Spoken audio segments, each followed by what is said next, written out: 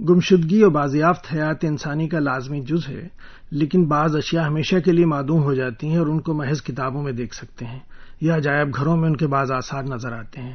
کچھ جانوروں اور پرندوں کی بہت سی نسلیں معدوم ہو گئی ہیں، نئی نسل انسانی بہت سی گزشتہ وراثتوں سے محروم ہو جاتی ہے۔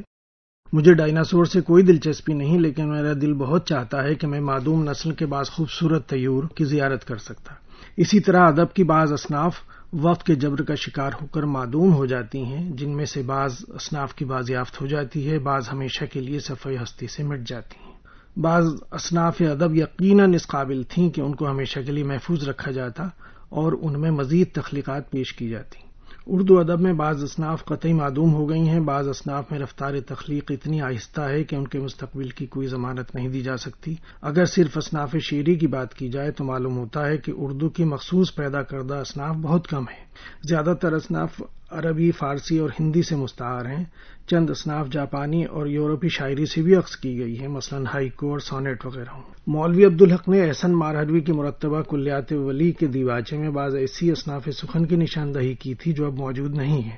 سلاسی کی قدیم مثالیں بھی بہت کم دستیاب ہیں، لیکن مولوی صاحب کی خواہش پوری ہوئی کہ ان کو پھر رواج دیا جائے۔ ہمارے زمانے میں حمایت علی شاعر نے بہت تعداد میں سلاسی کہے۔ حمایت علی شاعر کا ایک سلاسی بعنوان سلیم احمد کے نام، وہ ایک شخص کے سایہ بھی تھا اجالا بھی، ہر اختلاف کا مرکز رہا مگر پھر بھی رقابتوں میں محبت کا تھا حوالہ بھی۔ سلاسی سے ملتی جلتی صنف ماہیہ پہلے سے ہی موجود ہے، وہ بھی 3 مصروں پر مشتمل ہے، البتہ اس کی بحر مختلف ہوتی ہے۔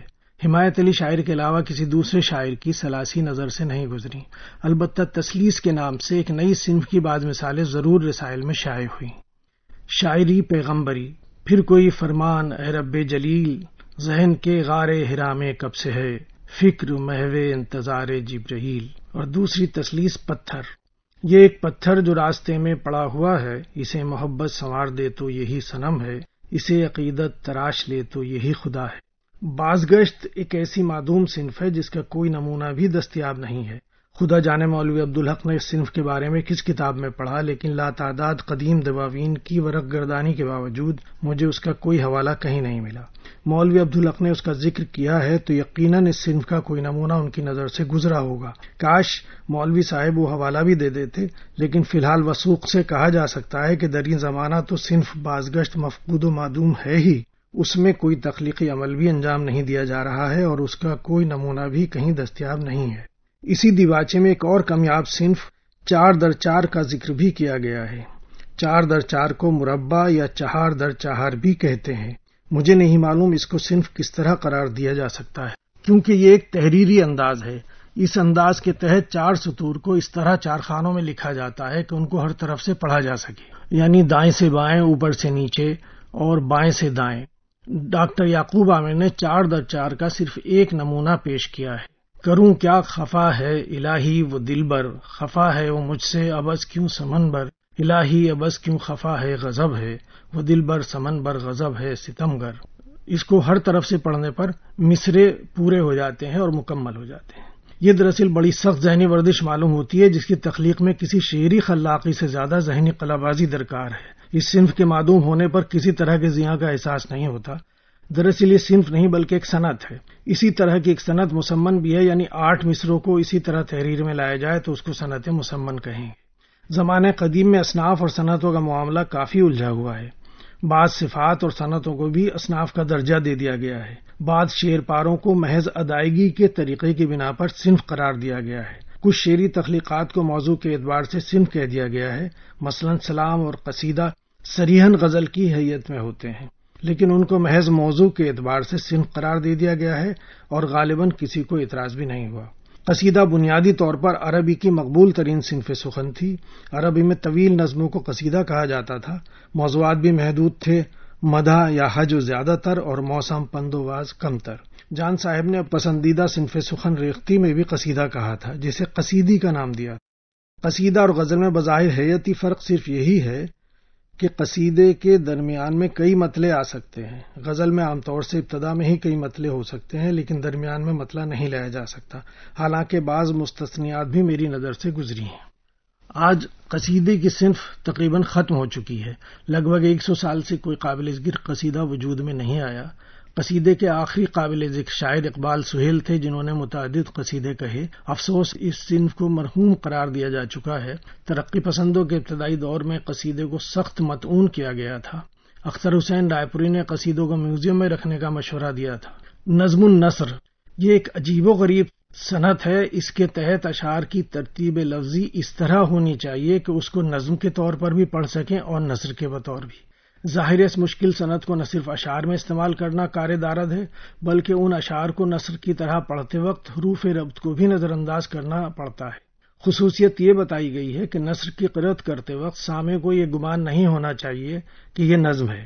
اس صنعت کے بہت سے نمونے بھی دستیاب نہیں ہیں۔ چند دہائیوں قبل نریش کمار شاد نے ماہنامہ 20ویں صدی کے مدیر خوشتر گرامی کو اسی صنعت میں مختصر سا ایک خط لکھا تھا، لیکن اب یہ صنعت بھی نہ صرف معدوم ہو گئی ہے بلکہ اس کے حوالے بھی مفقود ہیں۔ اردو کے قدیم شعراء نے زمین شعر میں ایسی گلفشانیاں کی ہیں کہ ان کی تقلید ہی نہیں نقل بھی ناممکن ہے۔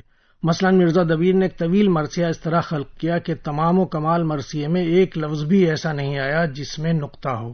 اس مرثیے کا مطلع ہے مہر علم سرور اکرم ہوا تالے۔ اس صنعت میں مرزا دبیر نے سلام، قطعات اور رباعیاں بھی کہیں۔ سرگرم مار کا سر آدھا اگر ہوا، وہ گل کھلا کہ لالہ کوثر سر ہوا، اہل حسد کو درس ادھر آہ آہ کا، حور و ملک کو ورد ادھر واہ واہ کا۔ چونکہ مرزا دبیر کے نام میں نقطہ شامل ہے، اس لیے وہ مرثیے کے مقطع میں اپنے نام کا ہم معنی لفظ عطارد لائے، جو غیر منقوطہ ہے۔ انہوں نے خود ہی ایک شعر میں اشارہ بھی کیا ہے، ڈھونڈا جس دم تخلص بے نقط، ہم نام دبیر کا عطارد نکلا۔ نواب محمد نقی خان نے بھی ایک مرثیہ غیر منقوطہ لکھا جو دبیر کے نام سے منسوب ہے۔ دراصل آزاد نے آب حیات میں اس مرثیے کو دبیر سے منسوب کر دیا اور آج تک یہ غلطی دہرائی جاتی رہی ہے۔ یہ مرثیہ دراصل نواب نقی خان کا ہے۔